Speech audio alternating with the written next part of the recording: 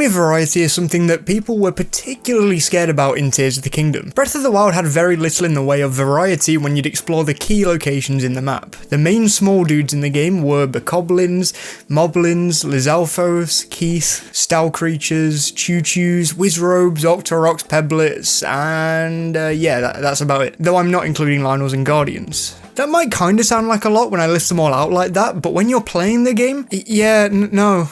There aren't many enemies in this game at all. Luckily there are different variants of each of these other enemies too, but I'm not alone in being a little disappointed in the enemy variety in the last game. But what about Tears of the Kingdom? Well, we still don't know.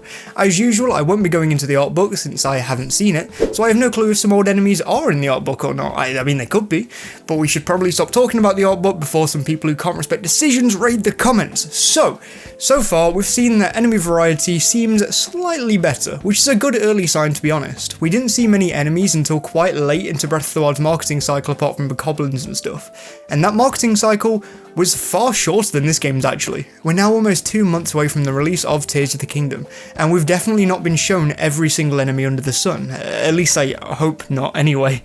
But we've had a good look at some new ones. We've seen some brand new variations on old enemies like the Bokos, the Moblins, the Taluses, and a few others, but we've also seen this weird enemy that many speculate is a like. We've also now seen what looks to be a redead. It feels fairly indisputable that it's at the very least some variation on a redead, and we've seen a 3-headed Hydra chilling above Lake Hylia, who is speculated to be Gleeok, and I can agree with this too. The Zelda team have loved bringing back enemies from the original NES Zelda for the Breath of the Wild era. I mean, heck, Lynels were in Breath of the Wild and they were like the best enemy in the whole stinking game, with by far the most detail in my opinion. But that's not the point of this video. I think the enemies in the next game seem to have a specific vibe, weird and creepy. They are showing us a load of enemies that are very different to the normal enemy that you'd see in Hyrule's open world in the last game. And this prospect interests me to no end, so today I wanted to throw out some ideas on enemies from previous Zelda games that I think would fit in Tears of the Kingdom's world, whether that be in dungeons, in the open world itself, or whatever. I will not be discussing bosses in this video by the way, but I will be making sure to discuss them in a video closer to release sometime after the next trailer, though mini bosses or overworld bosses may be mentioned. Going straight back on myself, I want to give a quick mention to a certain boss for good reason. I know they're in a ton of Zelda games now, but dude, I just love all of the Gomer encounters in these games. They aren't even like the craziest fights in the series or anything, and usually come down to a very specific gimmick, even when compared to others in the games they're found in. So why do I mention Gomer? I think baby Gomers would be a great enemy to bring back in some capacity in Tears of the Kingdom. There is usually at least one enemy that resembles an arachnid in each 3D Zelda game, and they know that because spiders are one of the biggest fears in the world, they look out of the ordinary. Even though they are completely normal at the end of the day. These Skulltulas, Gomers, especially Armor Gomer in Twilight Princess, Tektites, Walltulas, Dealers, these are some of the spider-like enemies in the series and are some of my favourite run-of-the-mill enemies too.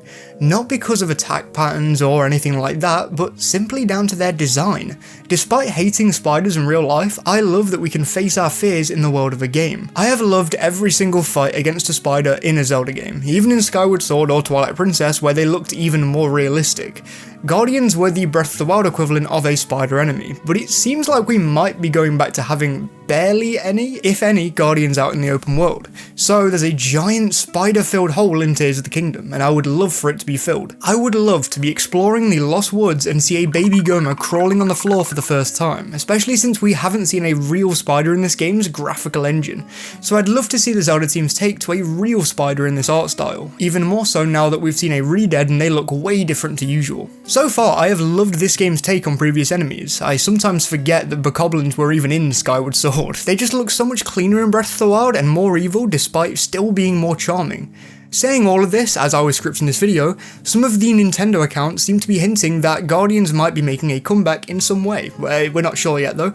They could just mean with their legs being used in this particular shot, or it could be something more, but I guess we'll see.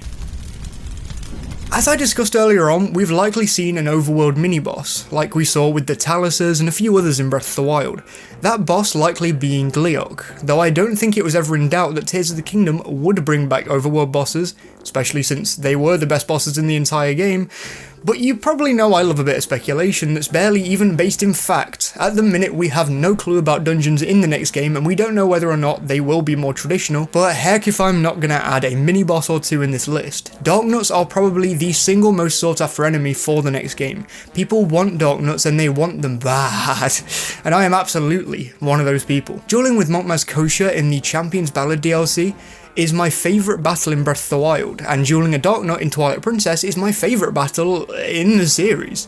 Through fusing these two great ideas together, you get one of the coolest fights in the entire series. Having an enemy who actually knows what they're doing with a sword instead of having Bokoblin swing a Boko Club around would introduce a whole new level to Breath of the Wild's initial combat.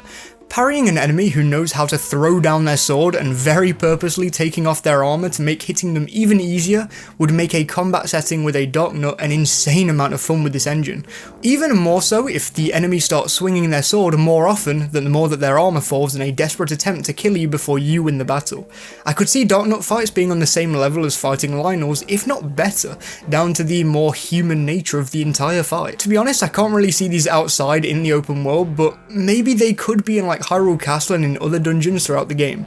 I hope so anyway, because fighting Darknuts in this setting would be a ton of fun. If we get slightly more traditional dungeons in Tears of the Kingdom, I would love to see Armos make a return.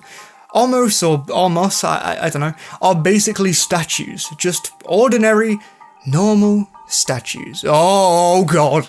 Armos are statues with a difference. They will look identical to other statues in any given room you might be in. You could be solving a puzzle or just minding your own business trying to survey a room before you're suddenly taken down by a living statue. I really like the Skyward Sword counterpart to these enemies personally, but I could see them returning back to their Ocarina of Time form, becoming enemies that are a smaller roadblock than they were in Skyward Sword, being a minor inconvenience as opposed to a fight that takes up a good amount of a room's puzzle. Down to Link being able to climb pretty much any surface nowadays, I wouldn't be surprised if there's a slightly bigger Armos too. Link's climbing ability would lend itself well to a boss fight in the same vein as something in Shadow of the Colossus. Climbing a giant being that's just kind of waiting for you to kill it. I mean, we saw it with the Stone Talus. But while this is a good idea, I definitely think these would-be enemies would see a good amount in certain dungeons and very little more throughout the overworld, unless there are a lot of overworld puzzles like there were in Breath of the Wild. I'd also expect that these statues will come in lots of different shapes and sizes. There might even be some fun ways to beat them with the runes we're going to have in the game too, since we could send it back in time and slice at their back that way, but this is getting into heavily speculative territory, so let's get into an honourable mention.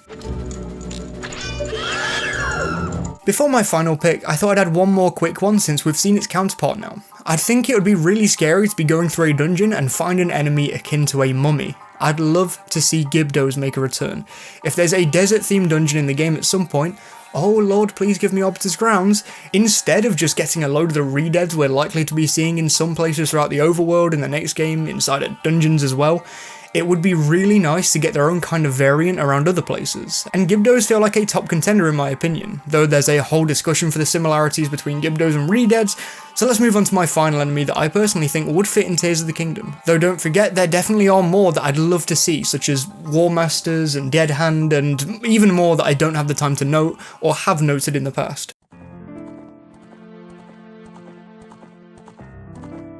Running out into the world of Hyrule Field the first time in Ocarina of Time is something of utmost glee, and for a lot of people, that happiness is cut very short by one enemy in particular.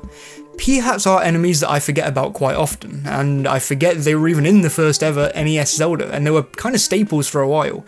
But they were, and I think they would fit perfectly in Tears of the Kingdom as a recurring overworld boss. While moving PHats can't be damaged, in different games, different items can or can't hit them whilst moving. But I think using some sort of rune akin to stasis to take down giant PHats in Breath of the Wild Hyrule would be a fantastic idea.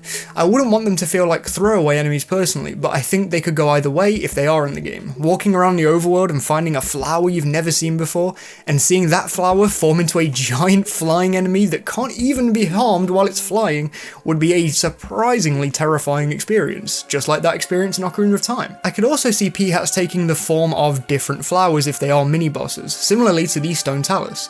They could become some brand new encounters that give you a little bit of a fright. I imagine the fights themselves feeling more like past Zelda games, or a Molduga in Breath of the Wild, feeling more so like a puzzle than a massive fight to the death like a Lionel fight or something like that. As odd of a decision as this is, I would love for PHats to make a comeback in Tears of the Kingdom. Let me know some of the enemies from past Zelda games you'd love to see in Tears of the Kingdom, and please do subscribe for more weekly content in the lead up to Tears of the Kingdom's release. Plus, you'll join the 21% of people who are watching that are subscribed. Thank you. Plus, like the video if you enjoyed it. It helps me a ton. Thank you to all of my amazing Patreon supporters and members, with an extra special thank you to Sumja and Jared Whedon as usual. Thank you guys, it means the world. Thank you all for watching, and I will see you on Sunday. Please do stay safe.